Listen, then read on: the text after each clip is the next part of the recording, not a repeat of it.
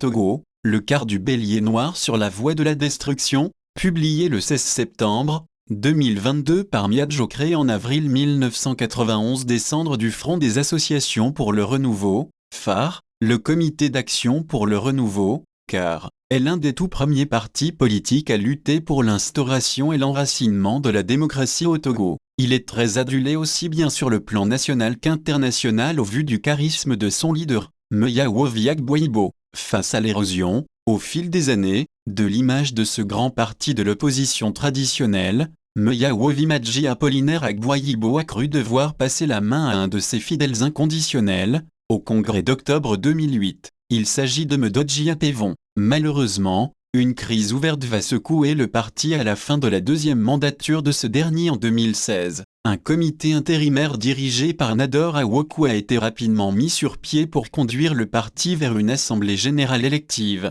Le bélier noir de Kouvé fera son comeback à la tête du parti rouge à l'issue de cette assemblée générale pour remettre le parti sur la bonne voie et lui redorer son blason ainsi terni. C'est à cet exercice que s'attellera avec dextérité l'ancien bâtonnier de l'ordre des avocats du Togo jusqu'à son rappel à Dieu le 30 mai 2020. Le CAR, membre de la C14, une coalition née du mouvement du 19 août 2017 de Tikpiat Chadam, ensemble avec les autres partis de ce regroupement, vont boycotter les législatives de juin 2018. Cette décision a provoqué des remous au sein du Parti des Déshérités. Si la participation du parti aux élections municipales de 2019 a quelque peu atténué les ardeurs des mécontents, le refus du parti de Meya Agboibo de présenter un candidat à la présidentielle de 2020 va ouvrir une autre boîte à Pandore. Des militants et non des moindres ont pris leur distance vis-à-vis du parti. Avec la disparition du président fondateur, la crise qui couve depuis quelques années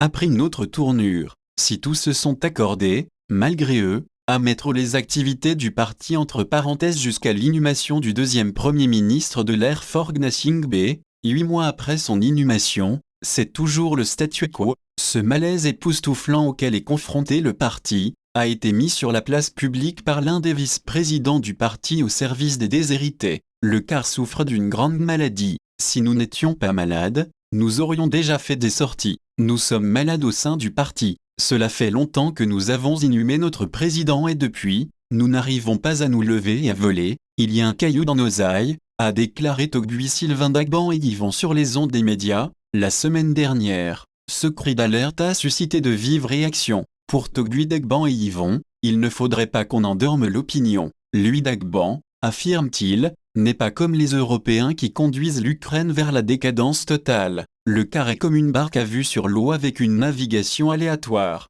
Il faut que le CAR marche. Sinon, ça va être un fiasco pour nous qui avons mis toute notre vie et toute notre espérance dans ce parti. Meya Agboibo n'est pas du tout content depuis là où il est en ce moment. Il se retourne sans cesse dans sa tombe, a affirmé le gardien des as et coutumes. Même si Me Pascal Agboibo, fils de feu Meya Wovi-Agboibo, est en dehors du parti, il doit contribuer à sortir le CAR du garage. Vivement que les esprits puissent s'accorder pour amener le CAR à la circulation après plus de 2 ans sans activité. Georgia.